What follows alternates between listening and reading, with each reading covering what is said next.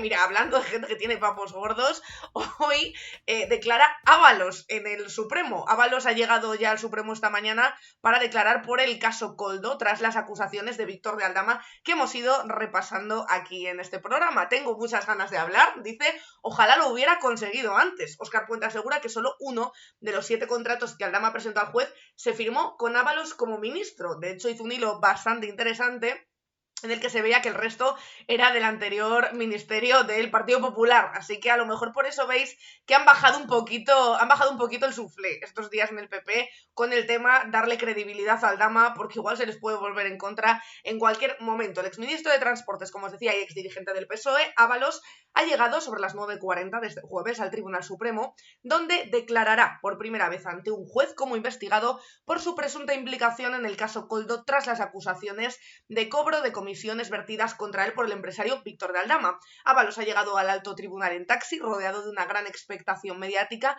y medidas de seguridad con agentes que custodiaban la zona de acceso a la sede judicial unas horas antes de su cita. Sin hacer declaraciones, el exsecretario de organización del PSOE ha entrado en el Supremo unos 20 minutos antes de su citación en una causa en la que se investigan delitos como presunta organización criminal, cohecho, tráfico de influencias y malversación, que estalló con la detención de su máximo asesor, Koldo García, y que supuso su alejamiento del PSOE. Ahora, dice Ábalos, que está deseando declarar después de haber intentado sin éxito aplazar su declaración, y dice el presidente del gobierno, sin micrófonos, que el PP juega con información privilegiada de los jueces, aunque Sánchez no se refiere al caso Ábalos, sino sobre todo a los que afectan a su mujer y a su hermano. Pero el caso es que así, en ese nuevo abrazo entre la crónica judicial y política, viene hoy el día en que el exministro de Transportes comparece ante el juez como imputado después de cientos de líneas escritas sobre su vida y su supuesta actividad delictiva. Lo hace de forma voluntaria, aunque después de que el juez le abroncara por intentar aplazar la comparecencia. El exministro pretendía declarar después de que lo hicieran Aldama y Koldo para llegar al tribunal con su declaración sabida. No será así. Ábalos pretende defenderse de las acusaciones de aquellos a los que la investigación coloca como sus aliados en una trama que lideraba él. De Aldama dice ahora que es un impostor. Por otro lado, Óscar Puente ha asegurado que de los 7 contratos de obra pública que el empresario Víctor de Aldama ha presentado al juez como prueba, asegurando que fueron preadjudicados por el José Luis Ábalos a cambio de comisiones, solo uno fue licitado en el periodo que Ábalos dirigía el ministerio y que no se ha observado nada irregular en ese expediente de contratación. Puente publicó un hilo en X donde mostraba los documentos que Aldama difundió a los medios como acreditativos de contrataciones que se otorgaban arbitrariamente, decía, en la Dirección General de Carreteras a empresas que luego pagaban comisiones a cambio de dichas adjudicaciones. El ministro ha desglosado los 7 contratos, concluyendo que 2 de las obras pertenecen a etapas anteriores a Ábalos. Ahí tenéis también el hilo de Óscar Puente, que es bastante interesante. De momento, Ábalos niega las acusaciones, tendremos que ver qué ocurre durante el juicio, así que seguiremos, por supuesto, muy pendientes de todo lo que pase hoy con Ábalos. De hecho, Ábalos veo que ya ha empezado a declarar, en El País veo que llevan también la última hora de las noticias. Ábalos titula El País, retrata a Aldama como un impostor que falsifica documentos para acusar al gobierno de corrupción. El País ha accedido a las pruebas y a los argumentos que el exministro de Transportes traslada hoy al Supremo para intentar rebatir los numerosos indicios de cohecho que pesan sobre él tras su relación con la trama delictiva. Lo cuentan Joaquín Gil y José Manuel Romero, el exministro de Transportes. Ábalos se defiende hoy por primera vez ante un juez de las numerosas acusaciones de corrupción. Ábalos aportará pruebas documentales a las que ya ha tenido acceso El País para intentar rebatir los indicios que le acorralan. El último informe de la Guardia Civil sobre el caso que afecta al exministro detalla los numerosos indicios hallados durante la investigación, conversaciones telefónicas, documentos mercantiles,